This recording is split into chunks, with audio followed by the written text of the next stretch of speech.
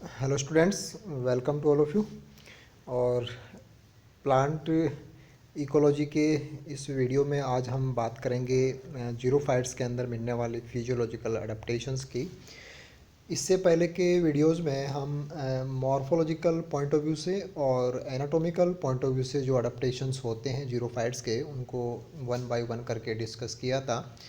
तो अडेप्टेशन के point of view से जो फिजियोलॉजी है वहाँ पर भी काफ़ी कुछ फीचर्स हमें देखने को मिलेंगे जीरोफाइट्स में, जो उनको वाटर डेफिशिएंसी से अपना जो मैनेजमेंट है उसको करने में हेल्पफुल रहते हैं। तो अगर हम बात करें कि जो फिजियोलॉजी होता है, अगर हम फिजियोलॉजी वर्ड को डिफ़ाइन करें तो फिजियोलॉजी का मतलब यहाँ फंक्शनिंग से होता है। और फंक्शनिंग का मतलब होता है कि जो मेटाबॉलिज्म है, जिसमें हम एनाबॉलिज्म और कैटाबॉलिज्म को इंक्लूड करते हैं। तो प्लांट फिजियोलॉजी या फिजियोलॉजिकल एंगल का मतलब यहाँ पे यही रहेगा कि मेटाबॉलिज्म को लेकर के ऐसी कौन सी फीचर्स होती हैं जीरोफिटिक प्लांट्स में, जो उनको जो जीरोफिटिक कंडीशंस हैं या जो डेजर्टिक कंडीशंस या जो वाटर डेफिशिएंसी कंडीशंस हैं उनसे अडेप्टेशंस के रूप में हेल्पफुल हो जाती हैं। तो सबसे पहले हम बात करते हैं कि सेलुलर लेवल के ऊपर ऐसी कौन सी फिजियोलॉजिकल चीज़ें हमें देखने को मिलेंगी। तो वन इज सेलुलर लेवल की जो कोशिकीय स्तर होता है पादपों का, वहाँ हमें देखा जाए तो ओस्मो प्रोटेक्शन देखने को मिलेगा। और ओस्मो प्रोटेक्शन का मतलब ये है कि जो प्लांट का जो ऑस्मोसिस से जुड़ा हुआ इस प्रकार का मैकेनिज़्म, जो उसको वाटर डेफिशिएंसी के दौरान जो ओस्मोटिक जो इंटीग्रिटी है, ओस्मेटिक जो जितना ऑस्मेटिक प्रेशर वाटर डेफिशिएंसी से टॉलरेट करने के लिए या रजिस्ट करने के लिए रिक्वायर्ड होता है, उसको मेंटेन करने में काम आते हैं। और ओस्मो प्रोटेक्शन को प्रोवाइड कराने के लिए यहाँ पे कुछ खास कंपाउंड्स काम आते हैं। दे आर स्पेसिफिक सॉल्यूट्स जिनको हम ओस्मो प्रोटेक्टेंट्स बोल सकते हैं। ये एक्चुअल में काफ़ी छोटे मॉलिकुलर साइज के विदाउट चार्ज वाले, न्यूट्रल चार्ज वाले नॉन टॉक्सिक कंपाउंड्स होते हैं, जो अपनी हायर कॉन्सेंट्रेशन के अंदर किसी भी प्रकार का टॉक्सिक इफ़ेक्ट साइटोप्लाज्म के अंदर या सेल की जो भी मैकेनिज्म है उसमें इनका नहीं रहता है। तो सबसे इम्पोर्टेंट बात आपको ध्यान रखनी है कि ओस्मो प्रोटेक्शन सेलुलर लेवल के ऊपर फिजियोलॉजिकल अडेप्टेशन के रूप में काम करता है। और इसको कौन करेंगे? स्पेसिफिक सॉल्यूट्स हैं। और ये जो स्पेसिफिक सॉल्यूट्स हैं ये हर कोई नहीं हो सकते, ये स्मॉल साइज वाले होंगे, इनके पास चार्ज नहीं होगा। चार्ज नहीं होने से सेल के अंदर की जो भी आयनिक कंडीशंस होती हैं, जो चार्ज से जुड़ी हुई कंडीशंस होती हैं, वो अल्टर नहीं होंगी। और दूसरी खास बात कि जब ये हायर कॉन्सेंट्रेशन में एक्यूमुलेट होंगे तो इनका कोई टॉक्सिक इफ़ेक्ट इनके द्वारा नहीं आता है। तो नॉन टॉक्सिक रहेंगे, चाहे ये कितने भी ज़्यादा सेल के अंदर इनको स्टोर किया जाता हो।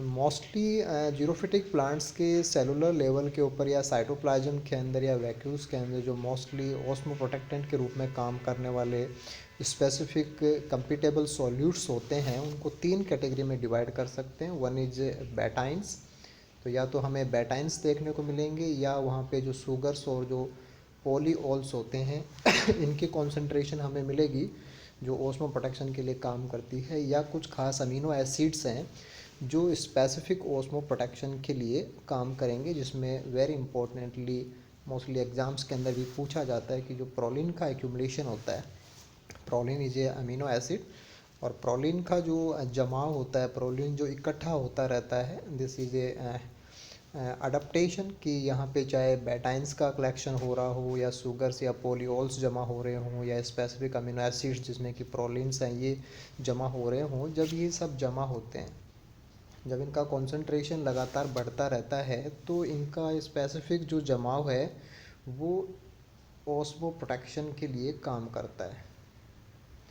इट मीन्स हम देख सकते हैं कि जब नॉर्मल कंडीशंस होती हैं तब बेटाइंस का, शुगर्स का या इनप्रोलिन जैसे अमीनो एसिड जो ओस्मो प्रोटेक्टेंट का काम करते हैं उनका लेवल ज़्यादा नहीं होता है। बट जैसे जैसे वाटर डेफिशिएंसी होती है उसी अनुरूप प्लांट्स का जो साइटोप्लाज्म है, जो सेल सेप है, वहाँ पे इनका लेवल बढ़ता चला जाता है, जो इनको स्पेसिफिक जो ड्राइड कंडीशंस है, पानी की जो डेफिशिएंसी वाली जो कंडीशंस होती हैं, ऐसी कंडीशंस में इनके सेल का जो ऑस्मोटिक लेवल का प्रोटेक्शन है वो इनके द्वारा प्रोवाइड कराया जाता है।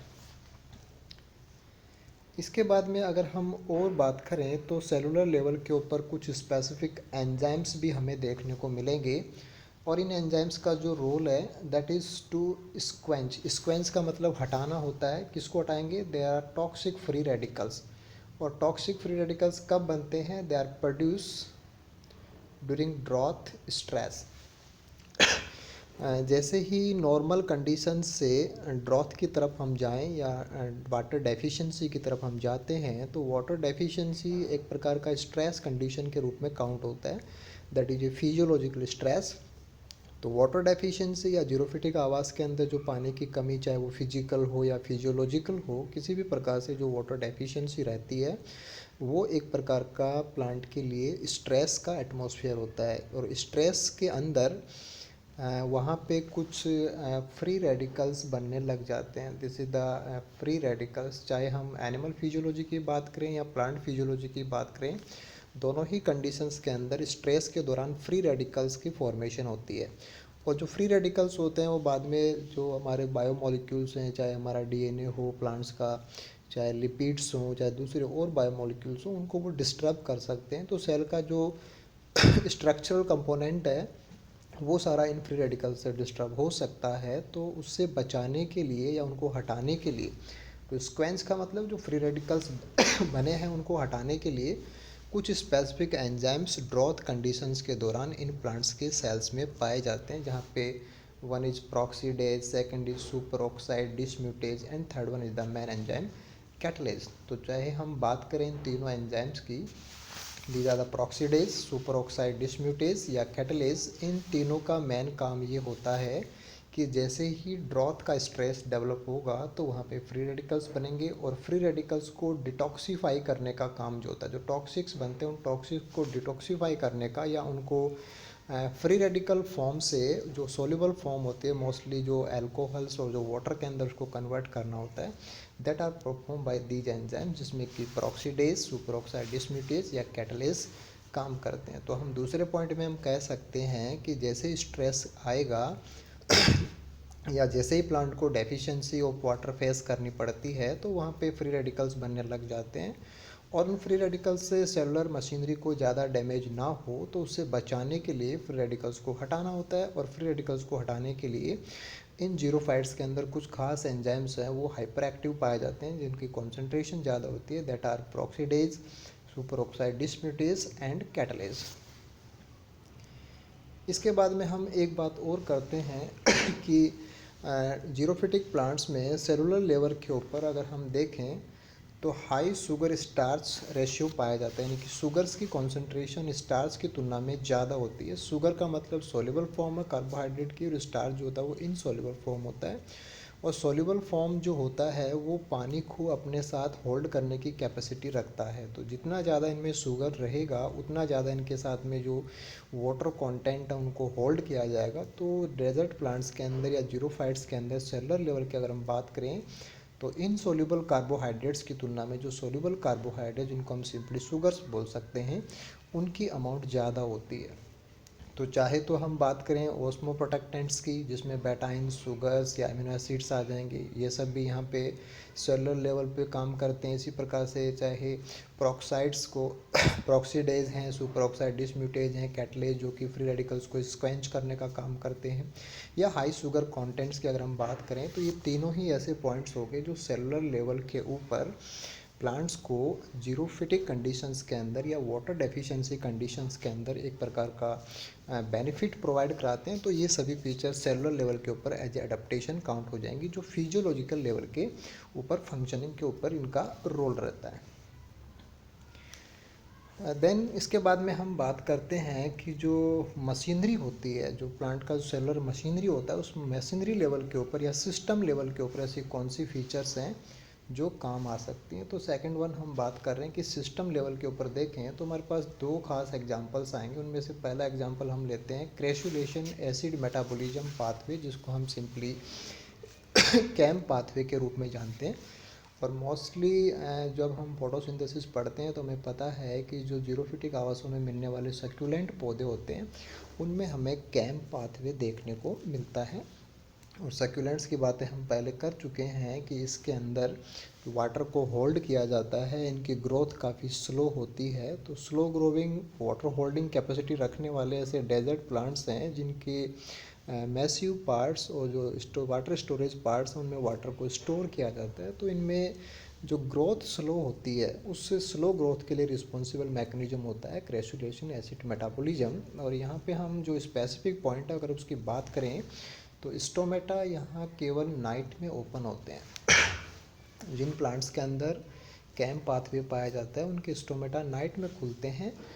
और यहाँ पे जो भी नाइट में स्टोमेटा खुलने से CO2 ली जाएगी, टेम्परेरी जो CO2 ली जाती है उसको stored as malic acid in the vacuoles at night. जैसा कि हम इस फिगर से समझ सकते हैं कि नाइट के अंदर अगर हम बात करें तो CO2 को यहाँ पे स्टोर किया जाता है वैक्यूल्स में मैलिक एसिड के रूप में।